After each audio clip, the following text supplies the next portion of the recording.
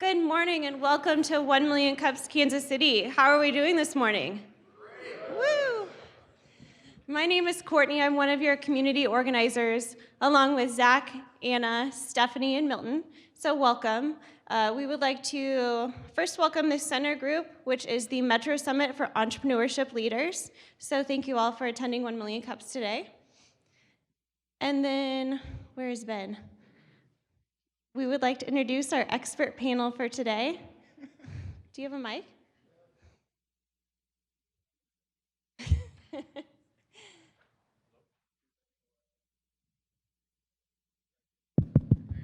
And you're supposed to be experts. Not in microphones. Now we're on. So I'm Ben Williams from the Rainier Institute of Entrepreneurship and Innovation at UMKC. I work with student programs, getting students involved in the community around Kansas City and getting them out of the classroom. Is that it? I'm Alex Altamari. I'm a managing partner of the collective funds. We invest in seed to early Series A startups right here in Kansas City. Thank you. So the way that our program works, we have a company that will get up and present for 6 minutes, and then we will start Q&A with our expert panel, and then move to the audience. So if you have a question for our presenter, please raise your hand and we will come around with a mic. So without further ado, I would like to welcome our first presenter, Brandon Goodwin of Blipcast.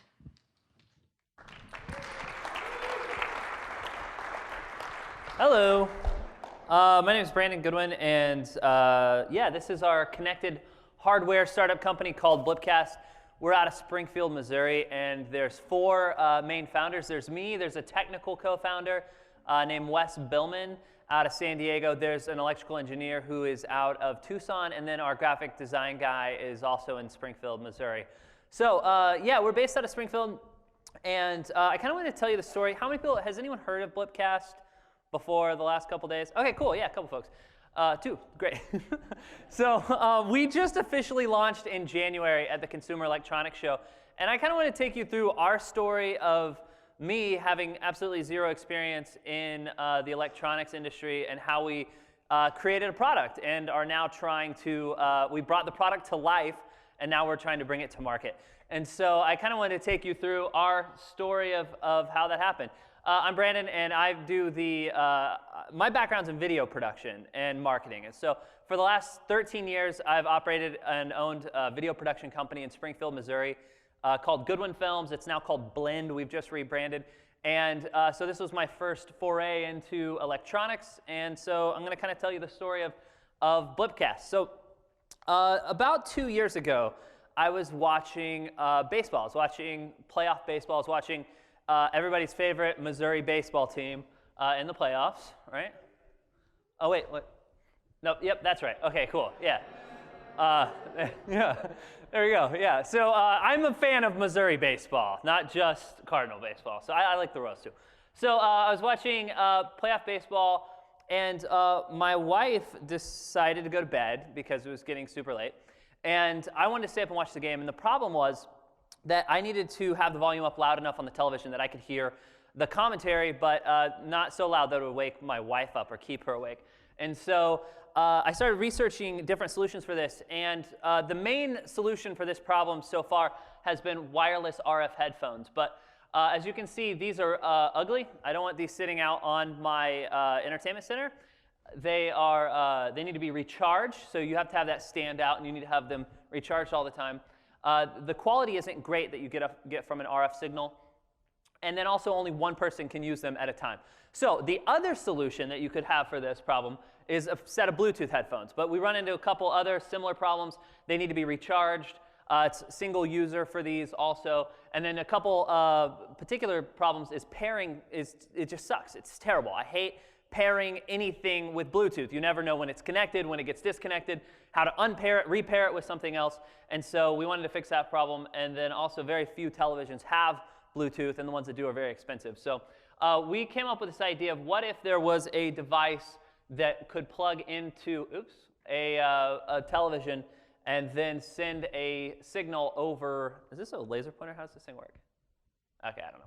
So it would send a signal from the device. This is my highly technical drawing of it from about 2 years ago, to your Wi-Fi router. You would set it up once, and then once your phone is on the Wi-Fi network, you would always be able to connect to it and hear the audio from your television. And it would beam the audio to your phone. You could open the Blipcast app and then listen through any set of headphones you already own. So we didn't know what it was called at the time. We ended up calling it Blipcast, but this was basically a Wi-Fi audio streamer to a smartphone, which nobody was doing at the time. And so a couple benefits with this is you could use any headphones you already own. If you own a nice set of headphones, you could use those, but also the earbuds we all have lying around, we could use those. Multiple users, and then there's no pairing. It's just on your Wi-Fi network. It's always streaming, and then also works with any headphone input. So I started working with a company here in Kansas City, actually, over by the West Bottoms Kim Studio. So Jonathan Kimnitzer and then Brett Pearson from Kim Studio is actually here today, also representing them. And so they led me down this road and kind of showed me how to go about this. We ended up finding an electrical engineer in Rolla, and he worked on it for 3 months. Did not work out with him, and so we had to set him free and let him go. And we thought this was kind of the end of the road. It was like, well, this guy couldn't figure it out. It's kind of over. Well, we found another electrical engineer, and he figured it out in a week. And so just a testament to finding the right people for the job. A week after that, so this is eventually what our boards ended up looking like, our first round. A week after we got it working on that side, our app developer quit on us. And he was also the technical co-founder of the company. We found another technical co-founder and app developer in Wes Billman, and he was able to make an incredible app. This was kind of a first version of it, showing sort of the interface of the app and how it works. And then this is what Kim Studio ended up coming up with right here, designed in Kansas City. And so it's this beautiful piece of hardware, which represents kind of like an audio waveform in 3 dimensions. And there's kind of another look of it, the ports going into it. And so this is what the app ended up looking like. It has this pulsing, sound wave sort of a deal where you can go through it, and which allows parents to watch television without disturbing their kids, spouses to stay up later than their spouses watching television, and parents not to be bothered by their kids' annoying television shows. The big picture is that this would be available in places like sports bars, gyms. We presented this at the Consumer Electronics Show in Las Vegas in January. We launched a Kickstarter. There we are at CES. We launched a Kickstarter. Our goal was $100,000. We had 38,000 in pledges, so it was a failed Kickstarter. And but the encouraging thing is we had 17,000 views and raised almost $40,000, which I look at that and say, what if we'd gotten 500,000 views on this video? We would have been in a better situation than we are now. So we've learned a lot. We've learned through that Kickstarter and through CES, we've learned a lot about what our demographic should be. We have a few ideas going forward with that. And then we also learned the problems we had with marketing and how we should market this in the future. And then maybe most importantly, the price point at which we're going to want to bring this to market. So that's where we are. That's my 6 minutes. And that's Blipcast if you want to be in touch.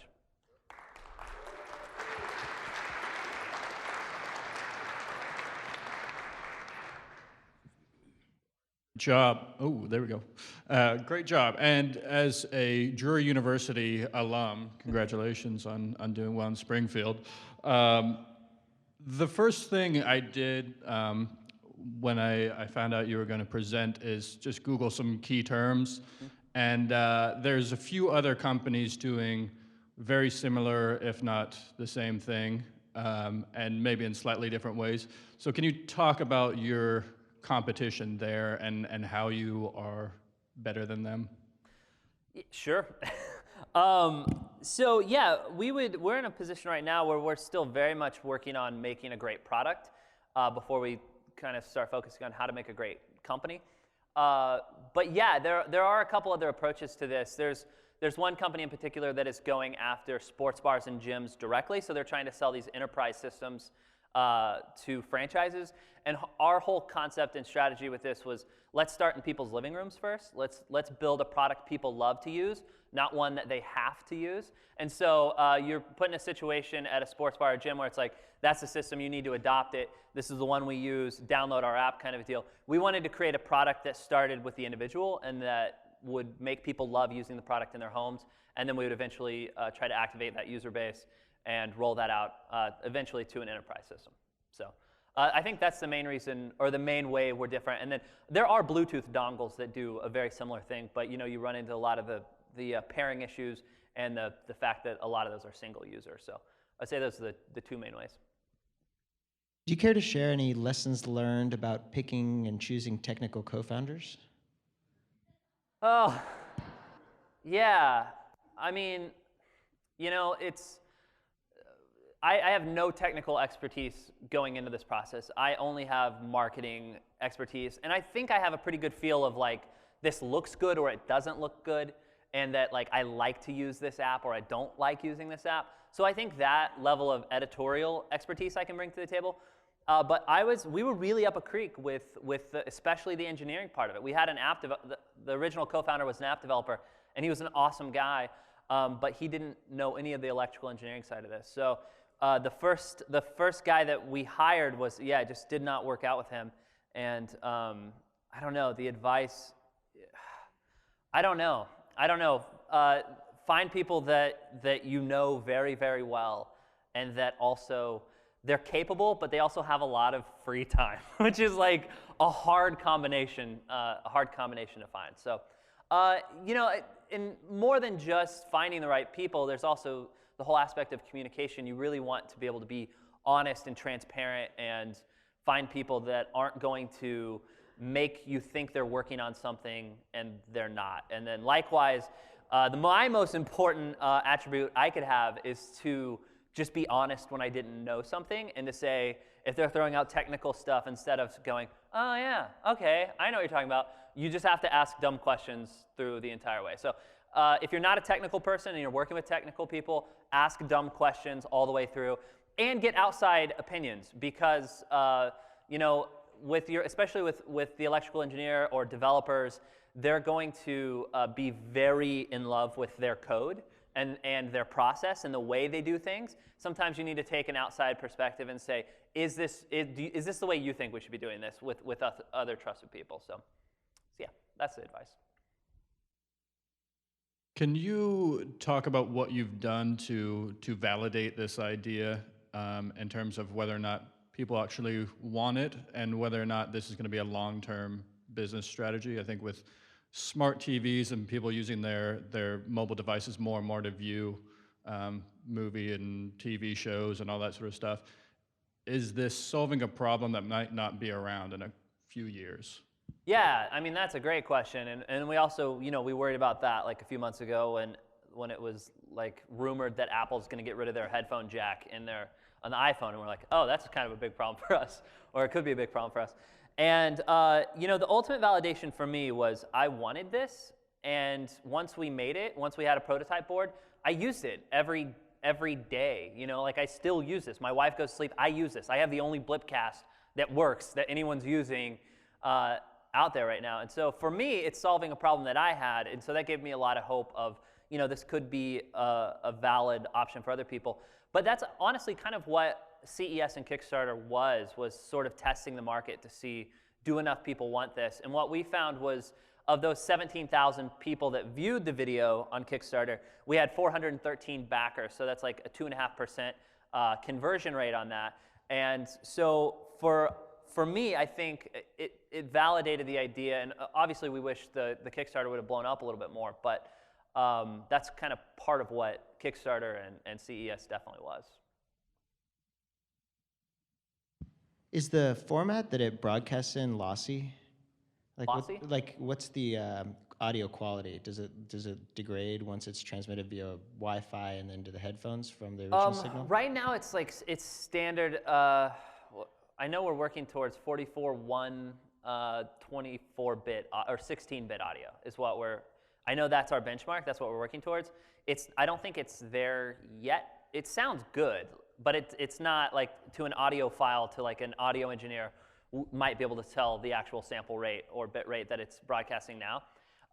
And that's because our number one priority has actually been getting latency down as low as possible. So anytime we can trim off any milliseconds in latency, that's been the number one priority, because with my video production background, I can't watch video that's out of sync. Like if I see the dialogue's a little bit off, I just obsess over it and I can't enjoy what I'm watching. And so for us, our number one goal was getting latency as low as possible, and then we're going to start working on stuff like, you know, getting the quality as high as we can. But we're kind of at a standstill right now in production on that until we figure out funding. So, yeah. Have you spoken to any TV manufacturers to see if they want to incorporate this? From the research we've done with TV manufacturing, since most television manufacturers actually sell their products at a loss, so they can get their brand in front of a lot of consumers in their homes, they're not terribly interested in adding expensive features to the television. Not that this would necessarily be an expensive chip to put in a television, but from what I understand, it's a very difficult argument to make is to add features to it because there's not a lot of incentive. They're not going to make any money off that.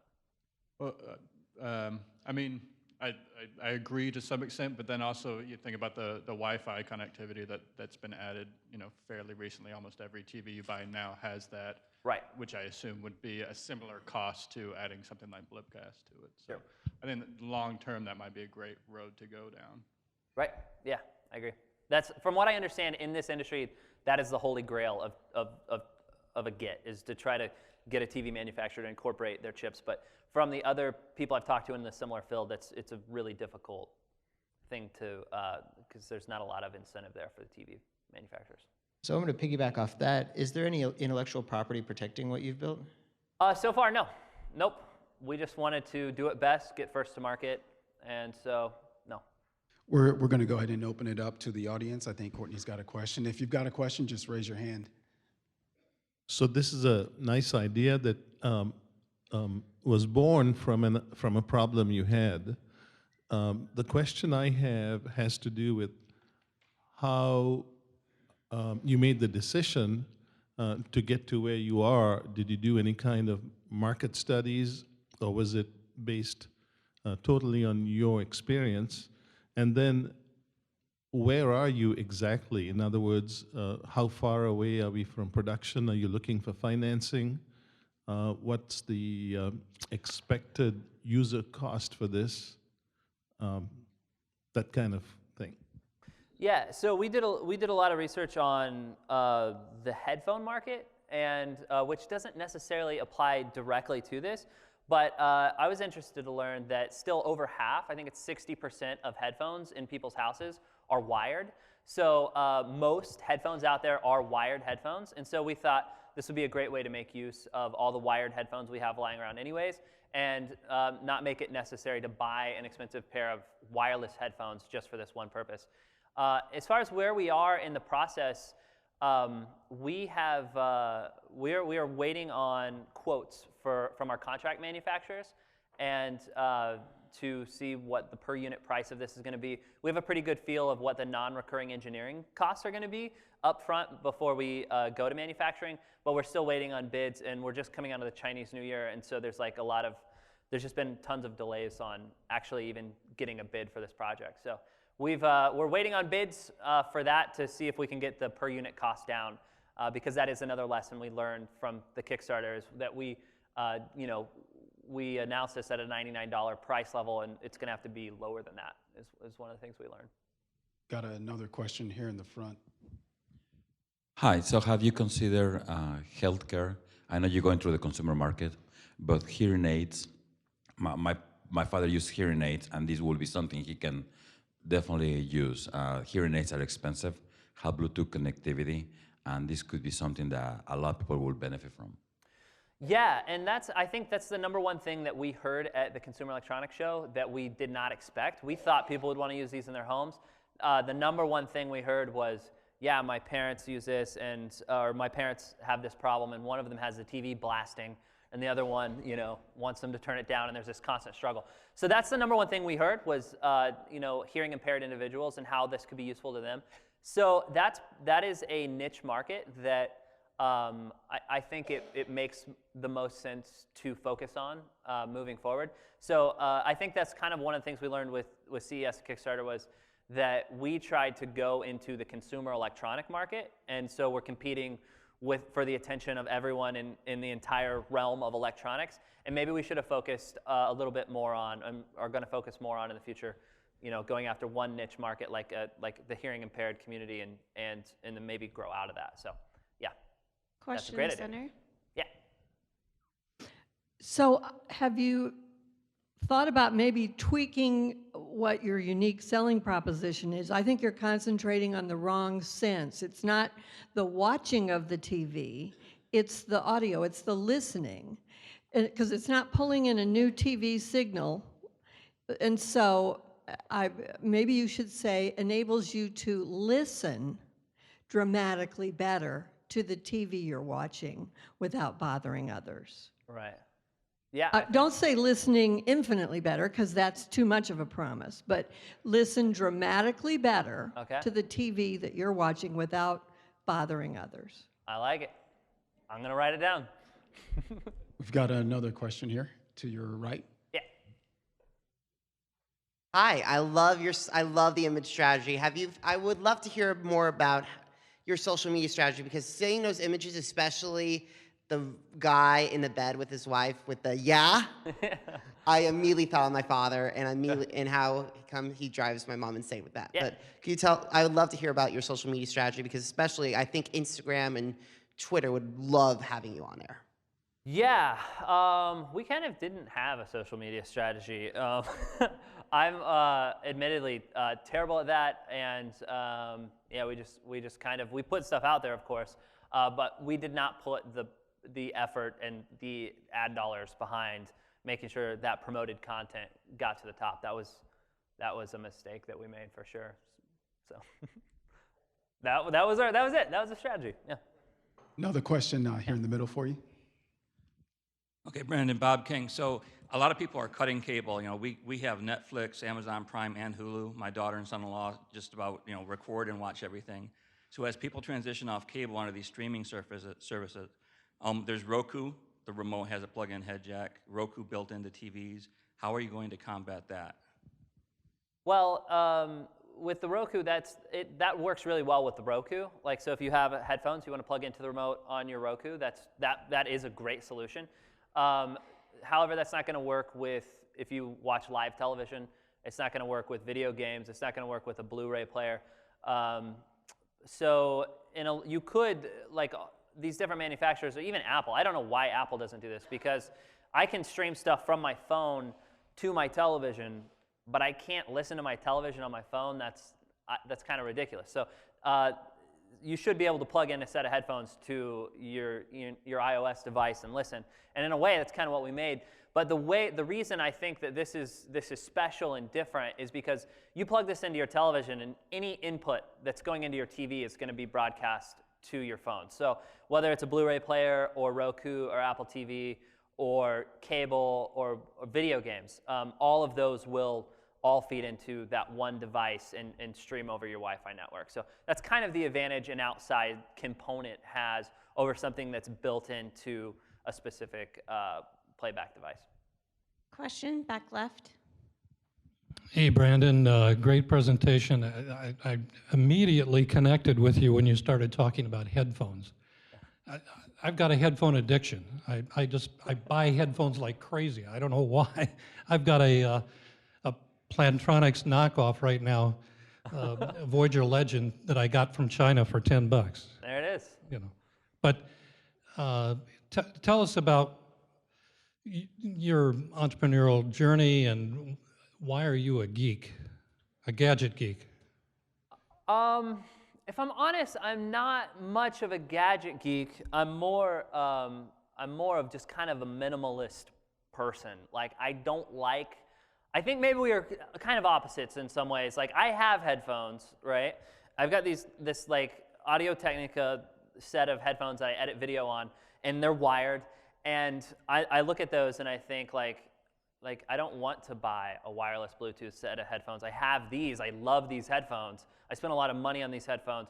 I want to use these that I already own. So if I kind of always look at ways to can we have fewer things? And so in a lot of ways, Blipcast would allow me and allow other people to have, fewer things. And to me, that's kind of where the value is. But I guess so we have kind of the opposite side of the coin of, that same problem, so. Another question here to your right. Two quick, completely unrelated questions, but one, what are the cost structure on this, and then what is your manufacturing strategy? Cost structure, so yes. We're not sure exactly what it's going to cost to make per unit. But what's your retail? What are you projecting retail? Oh, yeah. Well, we tried at $99 on Kickstarter, and we had,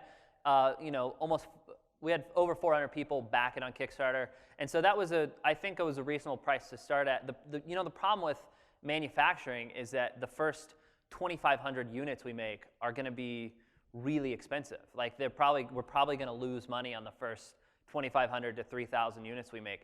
So they had to, in my mind, let's be conservative. Let's make them more expensive. But we found that price point is that's not gonna work. So we're gonna try to get it lower than that. Is sort of what we're saying. And from the surveys we did of our backers after Kickstarter, they said, a lot of people would like to see it in that $75 or lower price range. And so I think that's where we're gonna have to end up, just because we weren't able to get enough interest at the $100 level. One in the middle here. Hi, Steve Stryker from Sprint. This is a great idea. Thanks. I think it's fabulous. But as a paid my way through college as an audio engineer for bands, and I can't even figure out my own home entertainment systems where the audio even comes from.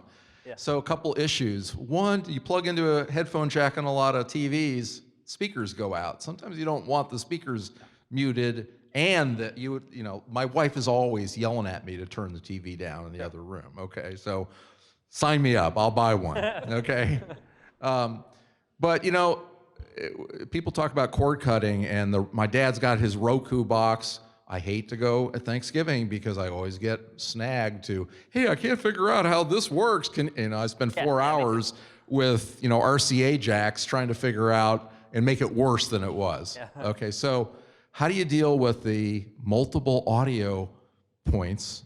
I get the delay thing because human watchers can only put up with about 350 milliseconds of delay between the lips moving and the speech coming out. Right. Okay, so how do you deal with that? And is there a microphone input in it? All right, so with the audio input question, right now it takes the 3.5 millimeter jack that goes into it. So that's just like the end of most headphones. So like that 3.5 millimeter to 3.5 millimeter cable. What you can also do is adapt that from RCA down to that, and so that's one solution. And then maybe we'll make our own adapter and ship it with it, because a lot of televisions, if they have a headphone jack, some of them mute when you plug it in, some don't. It kind of varies depending on the television and manufacturer. But a lot of them also have the RCA outs, and a lot of times when you do the line out through the RCA, it keeps the sound, no matter what sounds on the television, it'll keep pumping that audio through. So a great solution is to go RCA, adapt it down to that 3.5. That way the TV could be muted, or it could be at any level, and then the person using the Blipcast app could crank it up as high as they want. So, and then we're exploring the idea of possibly doing optical. We wanted to launch on 3.5 because you can adapt easily the RCA down to 3.5. And so we were going to do that first, and then if there's demand, then we'll, if we can make these, then we'll, make an optical one later. So what was the other question? Is there a part two?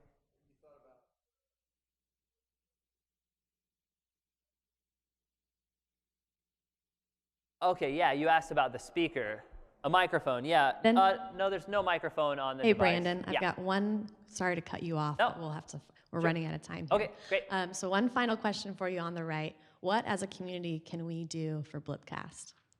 Yeah, so right now, if you go to blipcast.co and sign up for a newsletter, we are going to, love to stay in touch with everybody that way. We haven't sent any newsletters, and we promised to only send a couple, so you're not like signing up for a weekly thing or something. So that would be really helpful. And then also, right now we're in the manufacturing process. So if anybody has any contract manufacturing experience, or has any help on the investment side, not only from a raising capital standpoint, but also just an experience in the electronics industry, that would be, we'd love to talk to you. Fantastic job. Thanks, Brandon.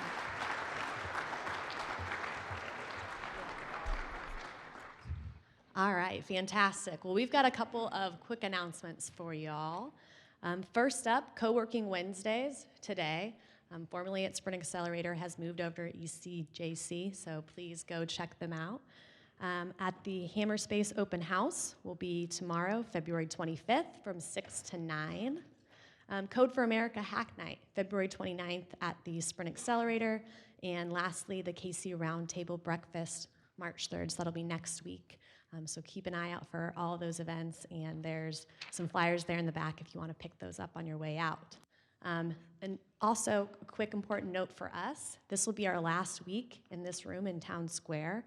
We'll be moving over to Kaufman Labs, so please make sure to head that way when you get here next Wednesday. So a quick question for the audience. If you've been to 1 Million Cups 10 or more times, please raise your hand or stand up, whatever you feel. Follow your heart. Okay, great. And yeah, that's good. That's good. So if you've been to 1 Million Cups 10 or more times and you've not received a mug, how about you stand up? Okay, Milton's got his eye on someone. You got to come up front. And as you're coming up front, be thinking of why you attend 1 Million Cups and how you've been able to benefit from it. Oh, great. Well, I'm a strong believer you become who you surround yourself around. And when you're around cool entrepreneurs, you get that inspiration to continue your business. And because of this, after a year, I finally got my nonprofit off the ground. So, which is cool kids. No. Congratulations. We'd like to present you officially with a 1 million cup, coffee cup. Great, thank you, Milton. Okay, up next, I'd like to introduce our second presenter of the morning. We've got Frederick here with Pomerol Partners. Let's give him a warm welcome. Thank you.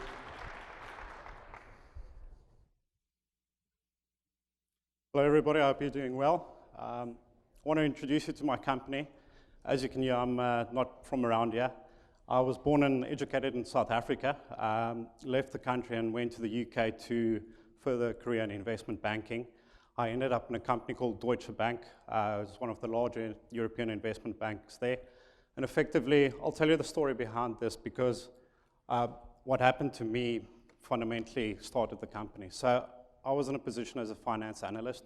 I was going through 300,000 rows of information a day. And that's difficult enough to produce a P&L, but if you actually want to derive analytical insights or change the business, it's nearly impossible.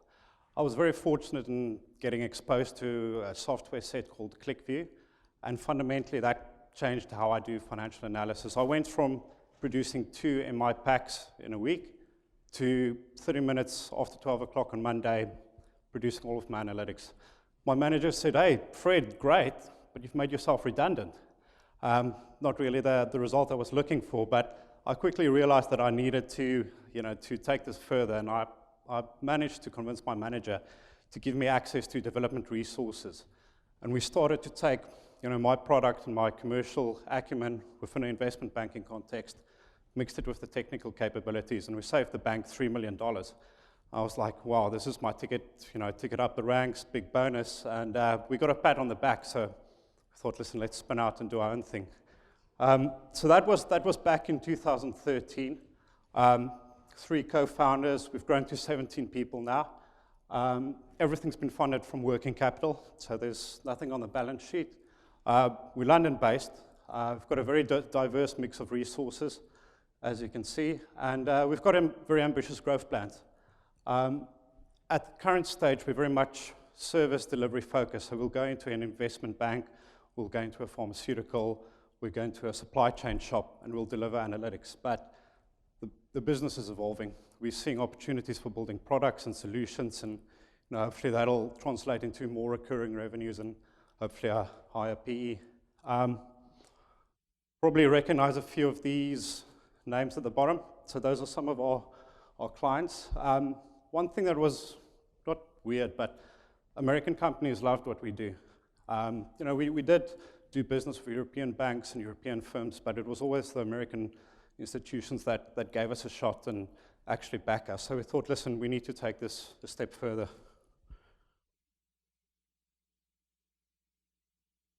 Fundamentally, okay, so what do we do? What is Pomerol? You should recognize the gauges at the top. I mean, that's how you monitor or you look at your performance when you drive, and that's effectively taking information that's produced by the car and showing you what's happening. If you overlay that or presentation layer of what's going on with data, you get visualizations like this.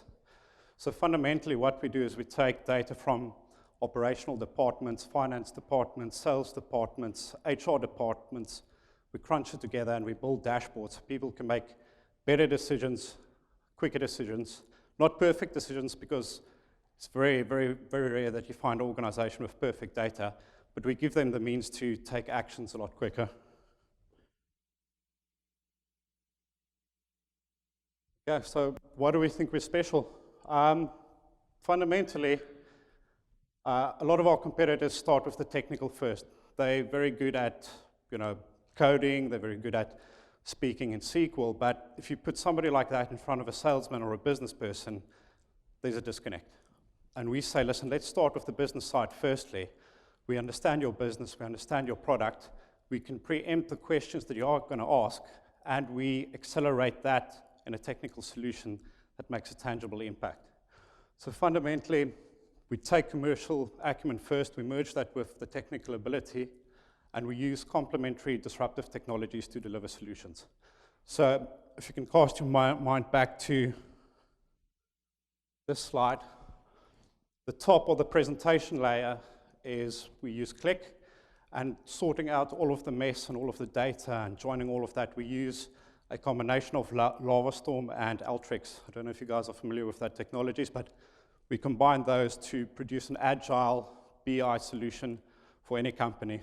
Yes, I mean, we were born out of financial services, but that data methodology and presenting it and turning it around into solutions is transferable across any sector. What do we do? Effectively, applying that commercial acumen and that technical ability, using new upcoming technologies, we can untangle the data spaghetti of an organization.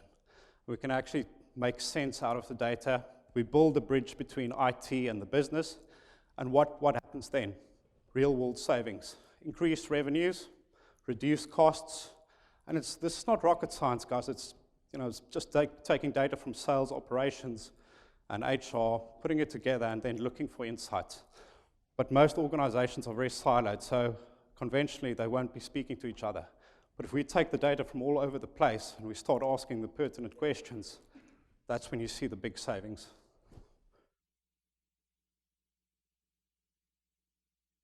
Does anybody know what that is to the left-hand side?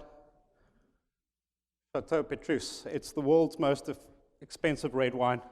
It's produced in a commune called Pomerol, and we feel, I mean, the reason why we call it Pomerol is because we think the blend of our commercial acumen and our technical capability is something special. So that's why we named the company Pomerol. Most European stakeholders know this part. I think I might need to rebrand the company in this setting, but it does speak to what we do, and people recognize that very, very quickly. Our challenges. So I mean, our core challenge is remaining focused, because you can apply this anywhere. You can apply it in an investment bank. We've actually delivered solutions for safari lodges in South African, in the South African game parks.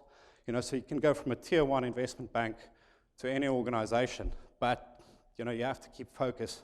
So we've focused on financial services, healthcare, and supply chain for now, but that might change in 3 months and 6 months, depending on where the opportunity is. There's a technology risk. I mean, currently we use Click and we use LavaStorm and Alteryx, but new stuff might come along. Microsoft is developing a new technology called Power BI, and we need to keep tabs on that. As far as I know, we have got competition, but it's limited.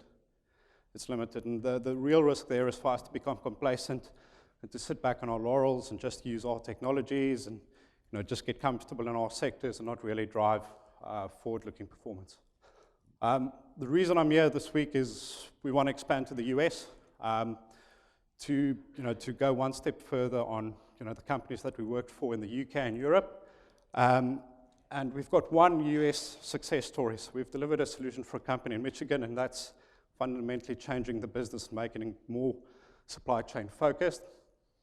We've got no local market knowledge and no network. So these are the challenges that I have in expanding my organization with my other two key founders. Frederick, we've got about 1 minute here to your right. We've got about 1 minute left before we'd like to open it up. Did you have another slide? No, I didn't. I'm happy to take All questions right. now, if that's right. So I think it's perfect timing. Fred, I think anytime I'm included on an expert panel, I think it's pretty obvious the word expert is being used pretty flippantly, but I think it's especially relevant here since you seem to be doing things that are well above my pay grade. One thing I'm interested in is you have offices on 3 different continents. You seem to have some clients that are in Fortune 500 type of realms. The work you do, does it only work well when you have those large companies that have the data available to you, or can you work with the smaller companies that might not have the amount of data available? You can work with both. I think in your bigger firms, the data silos and the infrastructure that's available, because a lot of companies do mergers and acquisitions and they buy stuff over and they have to mingle it together. That represents a good opportunity for us to go in and to fix the mess. And that takes a couple of months to get that right. Once you get that right, then you can look forward. Then you can say, listen, guys, let's do something more forward-looking. Let's analyze clients. Let's analyze products, and then take a step change.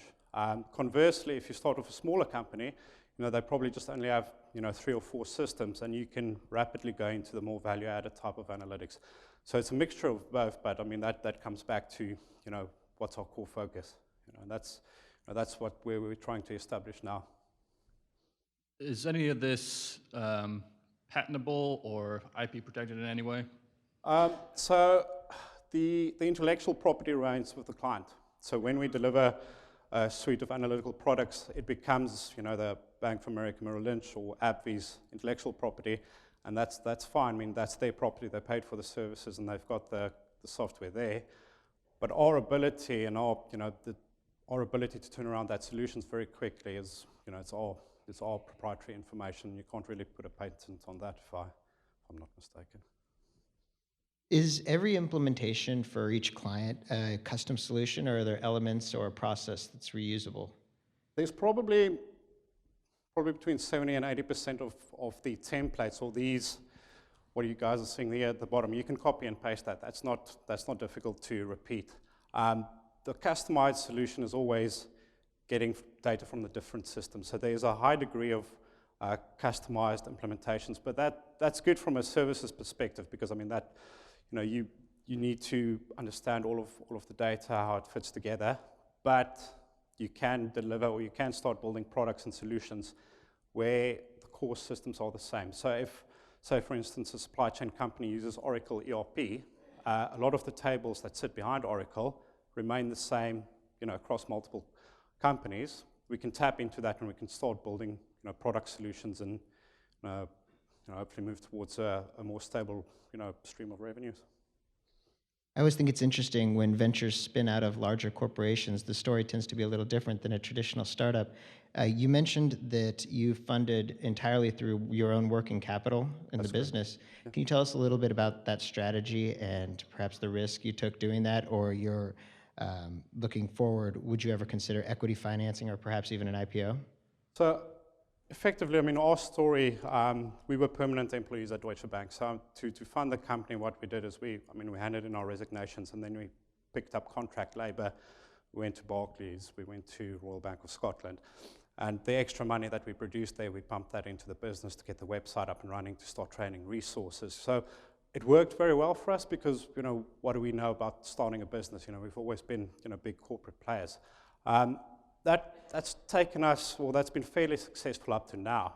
But we'd be stupid not to consider outside investment if it accelerates, and that can introduce a lot of more expertise to, what we currently have.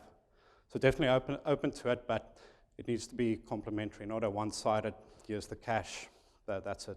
We need partners. If a lot of the value in this company is derived from the people within and you guys being able to do it better than other people, is it possible to scale? And alternatively, what's to stop competitors from also starting to get good at this and then stealing your business? So effectively, we can take a person who's got a good sense of commercial acumen and a bit of technical knowledge. We can nurture that and we can foster that and we can train those guys up within 3 months to be a consultant. So our gestation period is 3 months. So yes, you can accelerate that. Doing it through working capital does take a bit longer, but that takes a bit longer. Is it open to other companies? Yes. Most certainly. I mean, we've got a risk of guys pinching our people, but we need to make the environment and the client environment and the challenges that are set for them that so appealing that they don't want to move anywhere. But yeah, I mean, competition is a risk, but as long as you keep your guys interested, well remunerated, don't give them a reason to leave. Make it hard for them. Is this a one-time sale to companies, or do they come back again and again? No. So when you land a big account like a Bank of America, Merrill Lynch, or AbbVie, you deliver an implementation. But it's very key to make that a massive success, because once you've delivered that and the guys can see the value from it and they can taste the dollars that they've saved, that's the best advocate for repeat business.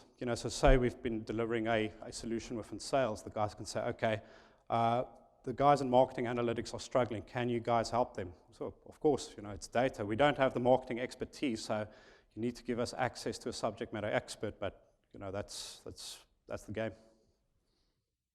What is the privacy policy like when you work with large companies? Are you able to use any of the customer data that you can gather? No. So within banks, it's very restricted. So I mean, we can't actually do work outside of a bank's environment. We have to be on premise. There's only certain circumstances where we can do it outside. So data and data protection is a key thing. But as long as that stays within the bank, it can't get out. So it's not a real risk for us. When we do solutions where we host it, so say for that South African Safari Lodge, we host the data on their behalf. So then it's up to us to make sure something doesn't happen to the server or somebody hacks in. We want to also open it up to the audience. If you've got a question, just raise your hand and we'll be moving around. I see we've got a question over here in the back. Got one in the back. Hi, how does your product differ from a Tableau or Good Data? So Tableau operate in that top space. So they are exceptionally good at building very good user interfaces. The Click guys call it charting engines, but they're very good at flashy graphics. But it's what lies underneath that distinguishes us. I mean, we use a product called Click, and it helps us to build data models, robust data models, infinitely quicker, and you can do week on week, month on month, quarter on quarter, year on year analysis very quickly. So it's that capability of Click, to cleanse the data and to bring it together in a coherent model that surpasses Tableau, which is why we prefer using Click at this stage. Got a question for you here in the middle. Nice presentation. Welcome to America. Thank you. Welcome to Kansas City. Happy to have you here. So speed plus data also equals Google Fiber, which we have here in Kansas City. Does that play a part in your being here? Any interest? Very much so. I mean, so we looked at our client profiles. We looked at where we want to take the business, and we thought, how do we get to the US? So we started reaching out to the United Kingdom Trade and Investment Corporation, and we met guys from the East Coast, from the Midwest, and the West Coast, and we really took a liking into the offering of the Midwest. Very personable, very, very much towards our nature of being South African. The other two founders also South African, and they put us into touch with the Economic Development Corporation of Kansas City, and they've basically facilitated this whole week for me to be here. Introduced a few client leads so I can actually, sell my services and actually, have an opportunity to stand in front of all of you guys. Got another question here in the middle. Who would be your customer advocate? Would it be the CIO or the CFO? And also, what's your value proposition to the customer? Is it based on cost savings or other?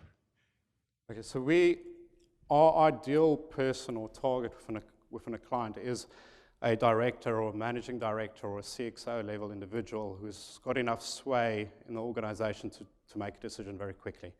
That person also needs to understand the value of data and also realize that the way they're currently doing it might be suboptimal. So that's the person that we're looking for to find in a company, that's willing to give us a chance and to get into that organization. Our value proposition, how we enter clients is in one of two ways. We'll ask them for data, scrambled data, and we'll say, listen guys, 2 days we'll develop the hell out of this, we'll develop dashboards for you and you can see it. Or we'll say, let's do a longer term engagement, 20-day proof of concept, heavily discounted. That shows a lot of confidence in our ability to deliver as well as reduce risk for the client. So that is our initial value proposition. Once we across that hurdle of showing what the value is, then you drive towards savings in terms of, okay, are we pricing our products correctly? Are we doing all that we can with our existing assets or collateral? And it's those business type savings that eventually become our proposal. But you can't sell that from a beginning because you don't know what you're going to find in the data. Question here in the back. Hi, I'm curious more from a culture standpoint, what challenges you face being a small team, being less than 20 people amongst, a larger corporation.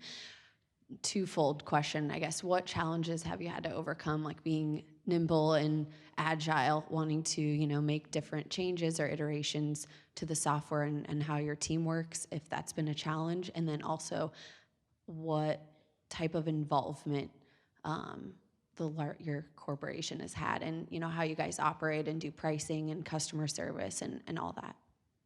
So that's it's a difficult question, but fundamentally, it was very difficult to go from 0 people to 3 people. It was very difficult to go from £0 income to 1. We've managed to grow it. We've learned a lot of lessons. It is quite tough, but we've done it over a course of 2.5 years. We've gone to 17 people, but it's been a roller coaster. It hasn't been easy.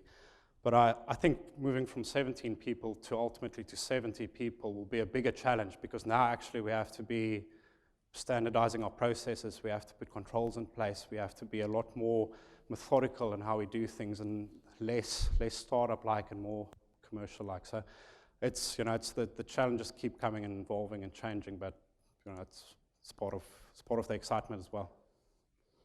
Another question here in the back. Good morning. So the big data story of my lifetime is weather, and weather maps and real-time Doppler radar translation into what we see on TV at night, going back to little flags with barometric pressure on a small map in the newspaper. So in terms of where you are and where you're going, when do we get to the point where we have something that looks like Doppler weather for very large time series data sets? So I think big data, I sometimes struggle with the definition because everybody's got a different opinion on what that is. Fundamentally what we do is the data sets that we look at in organizations are, some of them are large, some of them are a few billion rows of data, but is that big data? What is big data? For us, big data is disparate sources of information, whether it's an Excel spreadsheet or it's a big SQL database or it's a Hadoop or whatever. Bringing disparate data sources together, regardless of the volume, that's what we try to consider as being more big data. I think from a business perspective, I think the business culture or solutions within a corporate environment are still lagging behind the stuff that you can consume on Google and the information. But fundamentally, it's very few organizations that can harness their data, even that small, to be even considering grabbing massive data sets and trying to derive insights. It will come. Some guys are doing it and successfully, but it's a small subset. Question over here to your left. Good morning. Welcome. Thank you. Are you going to open an office here? I hope so. Excellent. Okay, so let's pretend that you have an appointment with like Commerce Bank, a regional bank here, and they're going to give you 30 minutes with their top executives. I see your value being taking a mountain of data and bringing it down to nuggets the bank can use. Yep. What do you give them in 30 minutes to hook them so you have further conversations? So within 30 minutes, I mean, I'll do the research before and analyze who's my stakeholder. Are they trading equities? Are they trading FX? Are they retail banking? Are they business banking? Are they private wealth? I might necessarily not have the demo videos on my website to speak exactly to that person's need or want, but I can show them a representative solution and then just talk to their sphere of interest, their KPIs, talking about profitability or spread, whatever, and focus that quasi-solution on, potential solution for Commerce Bank. Got another question here in the middle. Good morning. So my question is one I asked you last night, so I hope you're prepared for it. Your website, go to the home page and it says, why are the world's best firms partnering with Pomerol? Doesn't say what you're doing. We're in a market that's saturated with information and you're competing for eyeballs. Why not tell people what it is you're doing? Because if I wasn't preparing for this, I wouldn't have looked at your site any further. I'd have gone somewhere else. Yeah, no, that's a good point. I think fundamentally we are marketing ourselves to businesses. So it's a business-to-business marketing channel. We don't see our website as being truly a channel to drive business. It's more of a ratification point. A lot of our business is derived from references. So when we do work in a bank, people talk about Pomerol, the solutions, and then they've got an innate feel of what we are about.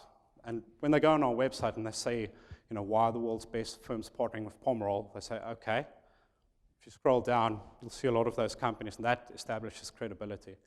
Is that the optimal solution? We're not marketing experts. Everything is, we can optimize that and change. But we feel it's a good fit for now. Will that change over 6 months or 9 months or 12 months? Most definitely. Question over here to your left. When you were talking, one of the first questions that I had was, or the first ideas I had, is that your real value is in aggregated, anonymized data from all of your customers for being able to do predictive analytics about behaviors around these things. But since you have a standalone product that is in-house and their data is protected, which I understand, I'm curious if you've ever approached the World Bank, who has embraced open data and embraced a lot of these kinds of predictive analytics as a venue even into the United States, since they are a world player in this market. So, I mean, the short answer to that is we, as a small organization, we have to pick our battles. So we have to prioritize revenue-generating work in the UK, in Western Europe, to pay the bills. Is that a great marketing opportunity? Most definitely. But for us and our core services up to now, it has been mostly internal focused within a bank, and then you've got the odd outlier where you bring in external market research and you develop benchmarks for that. I get that. I wish I had enough resources to do something like that because it's a fantastic tool. But I do think that our existing client base does speak to a US consumer, a potential US consumer base as well. We've got about 60 seconds left, so we've got another question here. I'd like to give you the gift of an idea for a more visual slide to add to it. So you've set the table, and you have a glass of Petrus by Pomeroy, and you have data spaghetti, which you should trademark that if no one else has. And then what sauce are you going to put on it? So it's clam sauce. How many clams does it cost to hire your company? But do something a little right brain and present something visual. Yep. Yeah. No, thank you. That's good insight and hopefully free insight as well. So I'll take that on board. Thank you. So one more question for you. As a community, what can we do to help you?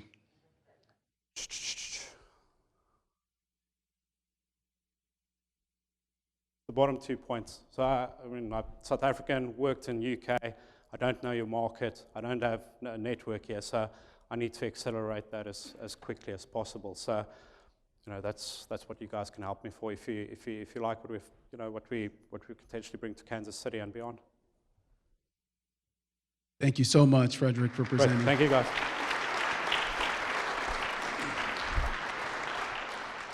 Well, we want to thank everyone for coming out to 1 Million Cups today. We hope to see you again next week, Wednesday, same time, same place. Also, the summit is going to be using this room at 10:15, so if you could immediately after take any conversations out to the hall. Thank you.